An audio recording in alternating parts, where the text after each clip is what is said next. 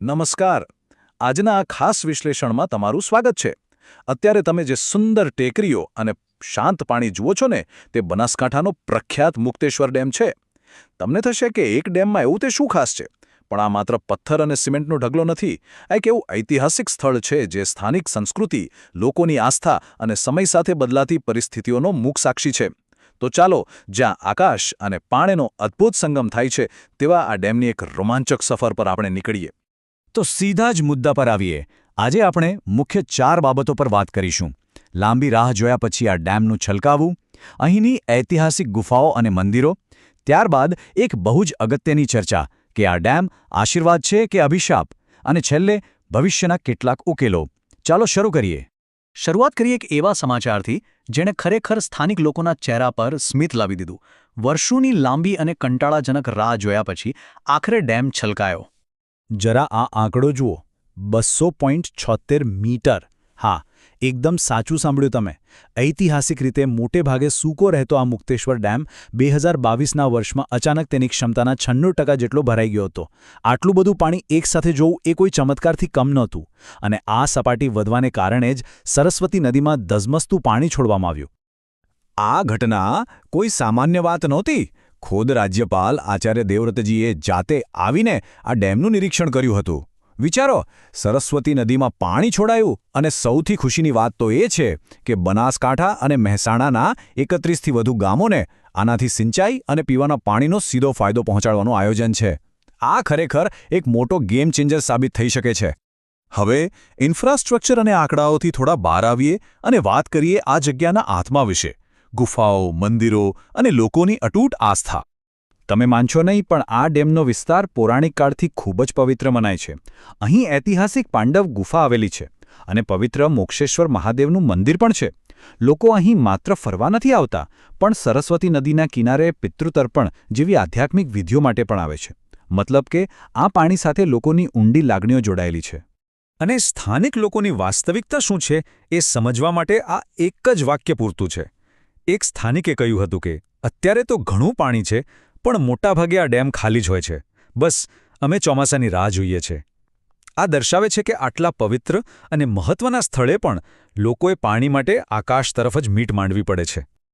આ જ રાહ જોવાની મજબૂરી આપણને એક બહુ ગંભીર અને જટિલ સવાલ તરફ લઈ જાય છે. ભાગ ત્રીજો. આ ડેમ ખરેખર એક આશીર્વાદ છે કે પછી કોઈ અભિશાપ? ચાલો આ ઇકોલોજીકલ ડિબેટને તટસ્થ રીતે સમજીએ. તો જરા ભૂતકાળમાં જઈએ. વર્ષ હતું 1980. ત્યારે 1600 લાખ રૂપિયાના તોતિંગ ખર્ચે આ ડેમનું બાંધકામ શરૂ થયું હતું. હેતુ બહુ જ સારો હતો કે આસપાસના ગામોને પાણી મળશે. પણ પછી શું થયું?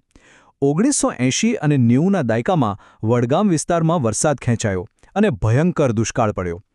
આટલા લાંબા કપરા સમય પછી છેક 2022માં માંડ આ ડેમ ફરીથી 96% ભરાયો. અહીં પરિસ્થિતિ જાણે સિક્કાની 2 બાજુ જેવી થઈ ગઈ છે. એક તરફ જોઈએ તો ડેમનું પાણી ખેરાલુ, ચિમનાબાઈ સરોવર અને પાટણ તરફ વાળવામાં આવ્યું, જેનાથી એ વિસ્તારોને જબરદસ્ત ફાયદો થયો.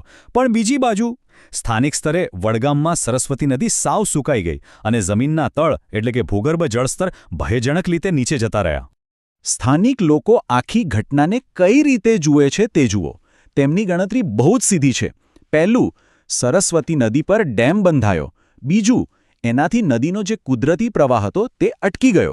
ત્રીજું, પ્રવાહ અટક્યો એટલે જમીનમાં પાણી ઉતરવાનું બંધ થયું. અને છેલ્લે શું થયું?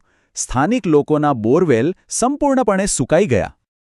તો હવે એક એકદમ વાજબી અને વિચારવા જેવો પ્રશ્ન ઊભો થાય છે. જ્યારે નદીના કિનારે વસેલા સ્થાનિક ગામો પોતે ગંભીર દુષ્કાળનો સામનો કરી રહ્યા હોય, ત્યારે એ જ નદીનું પાણી દૂરના વિસ્તારોમાં વાળવું કેટલું ન્યાયી છે?